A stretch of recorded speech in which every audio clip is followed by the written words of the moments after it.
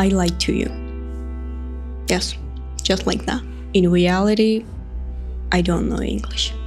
Well, it's not exactly as it sounds. Let me explain what's going on. Let's travel back in time first. In March 2021, I dreamed of making a YouTube channel that people would love, and this wasn't just a random idea. I won't say that I did not take YouTube seriously from the beginning, and I won't say that I simply sat down and wanted to record a video out of nowhere. No, I planned everything carefully. I wrote down all my ideas in my notebook. I worked hard to learn video editing, and I'm still learning. Going through all of this, one big problem followed me everywhere, and that was the English language. You can probably tell from my accent that English is not my first language. I am Georgian.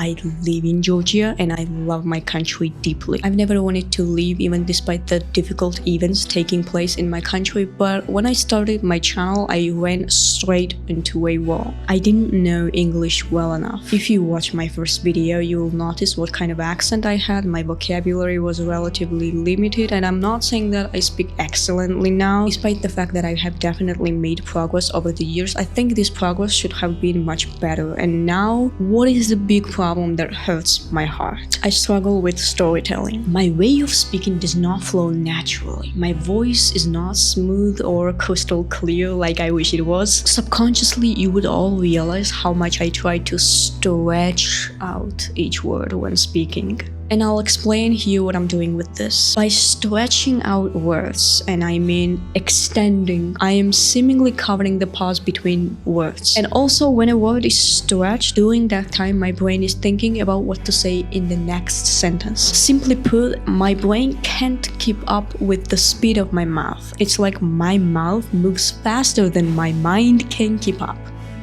Some of you might come out and say, oh well, that means you're dumb. And in this case, I might agree with you.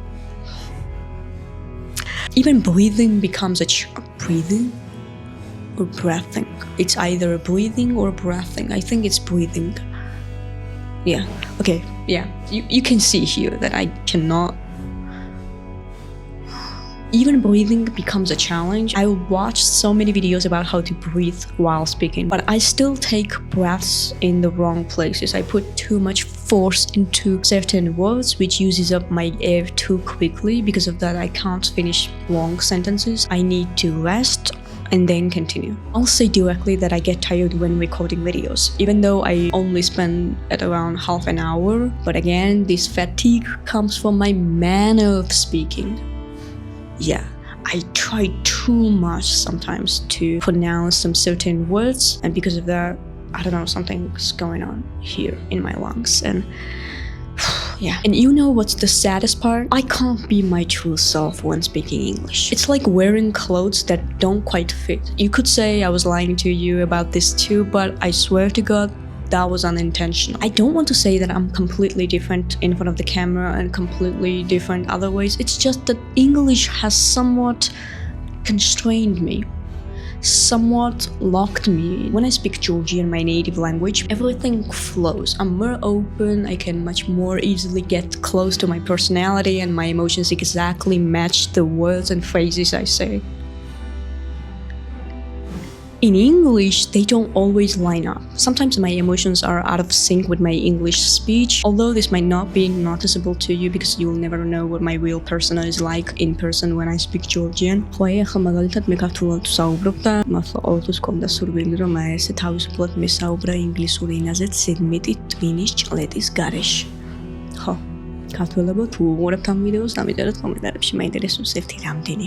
Now, some of you might come out and tell me, Nini, you need to start thinking in English. My dear ones, don't worry, my situation isn't quite like that. I don't think in Georgian and then try to translate those Georgian sentences. No, I do not do that. I figured long ago that thinking directly in English is the key to fluency. Yes, if you want to speak any language smoothly, you need to think in that language first. This might sound strange at first, but over time you'll understand what I mean. Lately, I've been experimenting with my speaking technique for weeks now. I've practiced reading without straining, trying to speak more naturally and gently. Well, right now you might notice that I'm glancing down instead of looking at the camera. That's because I'm reading from my laptop to test how naturally I can deliver this text on video. I'm not sure if these exercises will lead anywhere, but at least I'm trying to do something. I also struggle with eye contact. When I stare at one spot too long, my thoughts seem to freeze. You probably noticed that I often look toward the upper right corner.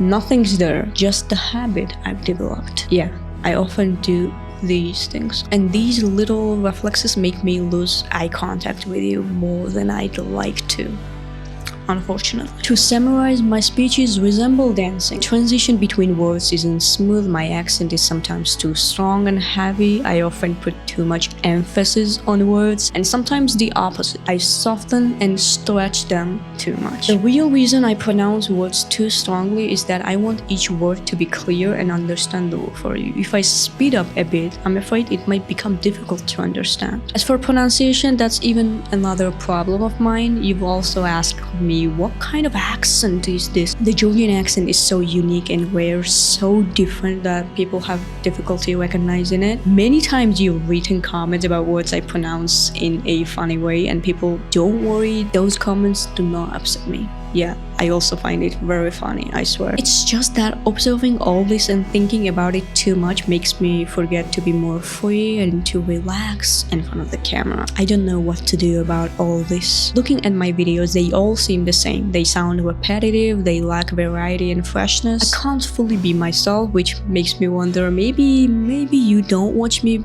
because of me as a person. That connection is what makes a great YouTuber. When people love you so much, they'll watch anything you post. By this, I mean that people should fall in love with you, not just your content. But your content also needs to be good enough to make them fall in love with you. I don't know if that makes sense, but I hope it does. This video is not for gaining support from you or anything like that. I just think it was necessary for me to talk about this topic. I just want you to know that what happens on my side of the camera is much more complex than it seems. And the fact that I'm not getting the results that I'm ambitious for, it makes me sad a little. And I'm not saying this from a statistical perspective or by the number of views on videos. I'm quite satisfied with the number of views and subscribers I have right now. It's just that my videos still don't turn out the way I want them to. When I edit my videos and watch them before posting, I feel sick when I listen to myself. Well, I don't know. This video will probably be deleted soon, but I needed to make it. Yeah, some things just need to be said, even if they don't stay online for too long. I love making videos. I have a lot of videos coming soon. This video is just... yeah, I don't know. I just wanted to finally sit down and talk about this because it's been like 4 years. 4 years, guys. Yeah, since my first video. I've never talked about this and I always wanted to. So that is why I sat down here and finally decided to talk about it. Yeah.